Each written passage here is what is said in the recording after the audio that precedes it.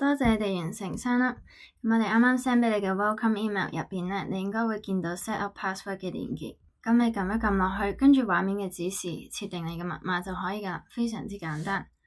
咁完成咗設定之後咧，就可以翻返去 Ascend Tutoring 嘅網站，去 sign up 同埋 login 嗰個 page 嗰度，向下滑到最底，你就會見到 portal login， 輸入翻你登記嗰時使用嘅 email，同埋你啱啱設定好嘅密碼，就可以成功登入噶啦。另外，你亦都會喺啱啱收到嘅嗰封 welcome email 入邊見到你嘅免費學習評估連結，只需要撳一撳嗰個評估連結就可以開始進行評估噶啦。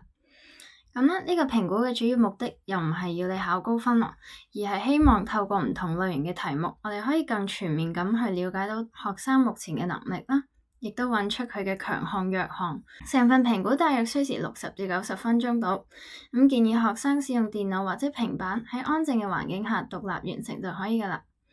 咁中一至中三嘅同學，你哋都可以使用計數機完成數學嗰部分。呢個評估嘅內容咧就包括英文、中文同埋數學科。咁題型就涵蓋閱讀理解、長短答題、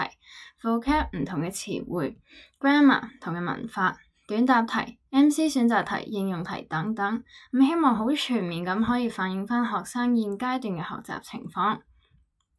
咁我哋唔需要刻意為呢個評估而溫習嘅，亦都唔使擔心答錯，最緊要就係誠實作答啦。咁我哋先可以提供到最準確嘅分析同埋建議。喺完成評估之後，系統就會即時顯示你嘅初步評估結果。咁之後下一段教學影片呢，我哋就會示範點樣預約你嘅 review session， 同埋點樣喺 Tutorbird 平台上面選擇合適你嘅上堂時間。祝大家順利完成評估。